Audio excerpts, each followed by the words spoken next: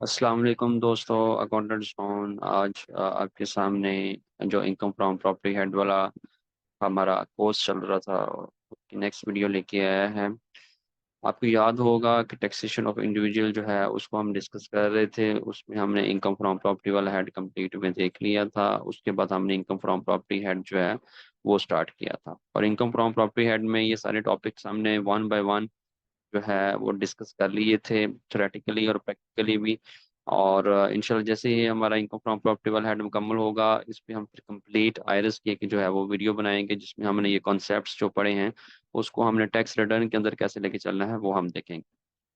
हमारा जो टॉपिक चल रहा था वो था कि एडवांसेस अगेंस्ट रेंटेड प्रॉपर्टी के अगर एक पर्सन है, उसने अपनी प्रॉपर्टी जो है वो रेंट पे दी हुई है, तो डिसीजन जो है उसको कैसे लेके चलना है और टैक्स रिटर्न के अंदर उसकी कैसे कैलकुलेशंस करनी है।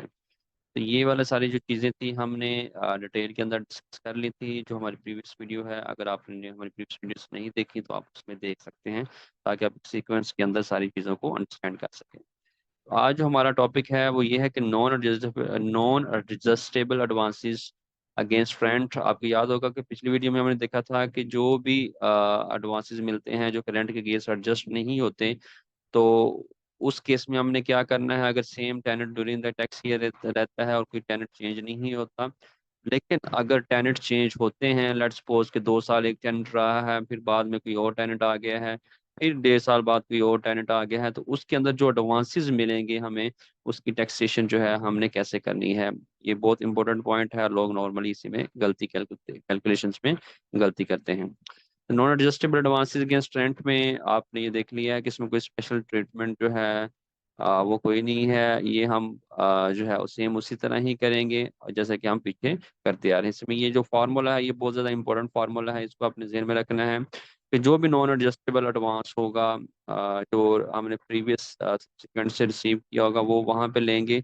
उसके बाद जो भी पोर्शन नॉन एडजस्टेबल एडवांस का जो कि पहले टेनेंट था उससे हमने एडजस्ट कर दिया होता उसके रेंट के अंदर, तो वो हम माइनस करेंगे और बाकी जो रेंट बचेगा उसको हम 10 ईयर्स पे जो है वो डिवाइड कर दिए।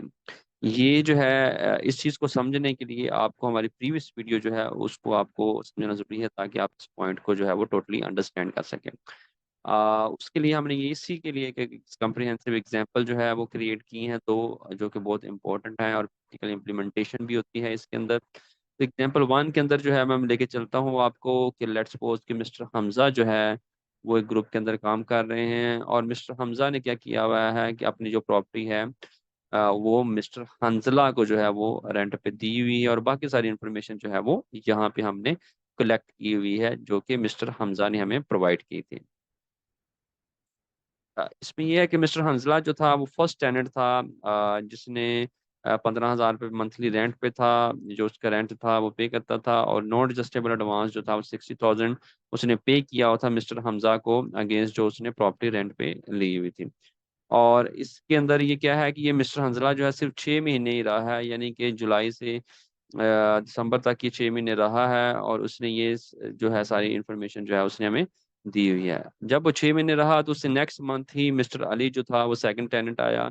उसने मंथली रेंट 16,000 रुपये फिक्स किया, और उसके बाद जो है उसने भी 80,000 जो एडवांस दिया। तो 6 महीने ही ये रहा है, यानी कि जनवरी से जून तक ये भी 6 महीने ही रहा है। तो अब इसके हवाले से हमजा हमारे पास आया, उसने कहा कि ये मेरी इन्फॉर्मेशन है, काइंडली मुझे बताएं कि जो है मेरी इनकम फ्रॉम प्रॉपर्टी जो टैक्स रिटर्न पर्पज के लिए है वो कितनी बनती है। तो यहाँ पे हमने उसका सोल्यूशन दिया हुआ है कि मिस्टर हंजला जो सिक्स फर्स्ट टेनेंट था उसने 6 महीने जो है वो रहा। हमने यहाँ पे 6 मंथ का लिया, जो 6 महीने उसका रेंट लिया कि कितना रेंट बनता था। इसी तरह मिस्टर अली जो था उसका हमने देखा कि 6 महीने का कितना रेंट बनता था। ये तो सिंपल, इसमें कोई ऐसी बात नहीं है। वो हमने ऐड किया तो ये हमारे पास 186 जो है वो 1000 रेंट आ गया। अब नॉर्मली लोग जो है यहाँ पे गलती करते हैं। अब क्वेश्चन ये पैदा होता है कि ये जो नॉन एडजस्टेबल एडवांसेस हैं इसकी हमने कैसी एडजस्टमेंट करनी है। तो यहाँ पे अगर आप देखें तो ये चूंकि tenant same during the same years के अंदर जो है वो छोड़ गए थे, तो 60,000 का जो रेंट है वो कोई अभी एडजस्ट नहीं हुआ। वो वैसे का वैसे मिस्टर हंसला को उसने वापस कर दिया। तो लेकिन जो मिस्टर अली का केस है उसके अंदर जो 80,000 जो है वो at the year and outstand रहेगा। और आउटस्टैंडिंग की वहां से क्या किया कि हमने जो भी नॉन एडजस्टेबल एडवांस आउटस्टैंड रहता है उसको 10 सब्सिक्वेंट ईयर्स पे डिवाइड करके उसका रेंट का जो है वो पार्ट बना देते हैं। तो इस तरह ये जो rent total net chargeable to tax आएगा, जो हम टैक्स रिटर्न के अंदर लेके चलेंगे एनुअली, वो 1,94,000 लेके चलेंगे, ना कि 1,86,000।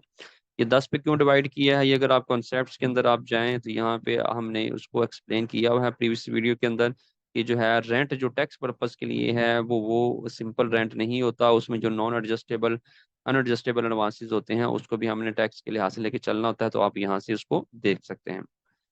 के बाद ये हमने दूसरी एक मोर कम्प्लेक्स एग्जांपल बनाई है।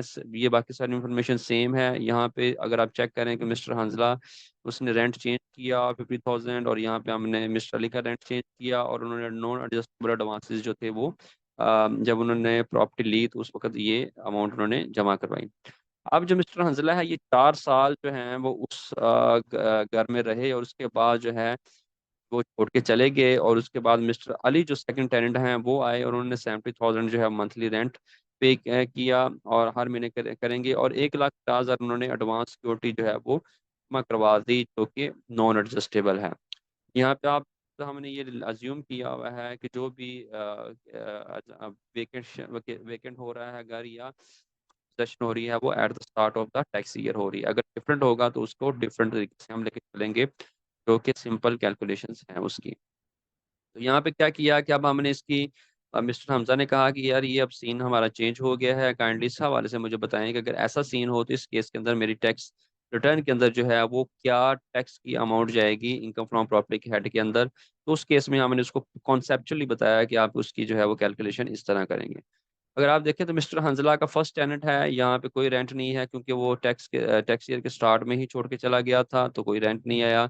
मिस्टर अली जो सेकंड टेनेंट है उसका क्या सिंपल हमने ये 70,000 जो है वो रेंट था उसका, और 12 पे मल्टीप्लाई किया क्योंकि पूरे साल का हमारे पास उसका रेंट आ गया।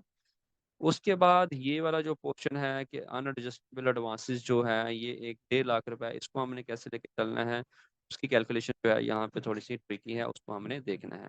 उसके लिए आप अगर फार्मूले को जहन में रखेंगे कि जो नॉन एडजस्टेबल एडवांस हमने रिसीव किया था सब्सिक्वेंट टेनेंट से, वो कौन है यहाँ पे सब्सिक्वेंट टेनेंट, यहाँ पे मिस्टर हंसला है।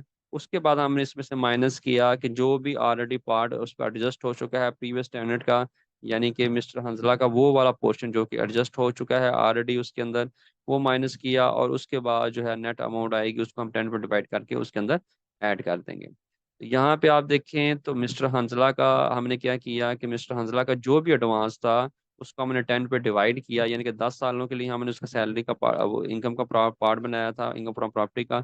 और उसमें से चूंकि ये 4 साल रहा है तो 10 सालों में से 4 साल का जो प्रॉपर्टी रेंट है वो हम एडजस्ट कर चुके हैं नॉन एडजस्टेबल एडवांसेस के मद में। तो ये 40,000 यहाँ पे एडजस्ट हो चुका है ऑलरेडी। अब जो मिस्टर अली है उसने 1.5 लाख रुपए जो है वो दिए हैं, तो 1.5 लाख में से हमने क्या किया, यहाँ पे अगर आप देखें तो 1.5 लाख में से हमने 40,000 जो है वो यहाँ पे जो ऑलरेडी पार्ट एडजस्ट हो चुका है वो माइनस कर दिया, और जो नेट अमाउंट बनी उसको फिर हमने सब्सिक्वेंट जो 10 ईयर्स हैं उस पर डिवाइड कर दिया। जब डिवाइड किया तो जो हमारे पास रेंट चार्जेबल टू टैक्स आया, इन दोनों को जमा करके हमारे पास रेंट चार्जेबल टू टैक्स आ गया। इस केस में आपने जो मेन चीज़ है वो ये वाला सेक्शन है कि आपने देखना है कि जो प्रीवियस जो टेनेंट था उसमें से कितना उसका नॉन रजिस्टेबल एडवांस जो है वो एडजस्ट हो चुका था। अगर वो 4 साल रहा है तो 4 साल का होगा, अगर लेट्स वो 6 ईयर्स का है तो 6 ईयर्स का होगा। तो इस लिहाज से आप उसको देखेंगे वो वाली अमाउंट। और जो टोटल जो सब्सिक्वेंट नया टेनेंट आया है उसने जो सिक्योरिटी दी है उसमें से जो अमाउंट ऑलरेडी एडजस्ट हो चुकी है वो माइनस करनी है, और माइनस करने के बाद जो अमाउंट बचेगी नेट उसको आपने 10 सालों के लिए जो है नेक्स्ट 10 ईयर पे डिवाइड कर देना है। तो हर साल जो है अगले 10 सालों में हर साल जो भी टैक्स ईयर का होगा उसमें आपने रेंट प्लस जो नॉन एडजस्टेबल एडवांसेस हैं उनको ऐड करके टैक्स रिटर्न के अंदर जो है वो लेके जाना है। यहाँ पे हमने टैक्स कैलकुलेटर भी बनाया हुआ है। अगर आप यहाँ पे कैलकुलेशंस करना चाह रहे हैं टैक्स कैलकुलेटर्स के, तो आप इसके लिहाज से भी कैलकुलेशंस कर सकते हैं। मुझे उम्मीद है कि ये वाला जो टॉपिक है ये भी आपको पसंद आया होगा। अपना फीडबैक मत दीजिएगा। टेक केयर, अल्लाह हाफिज।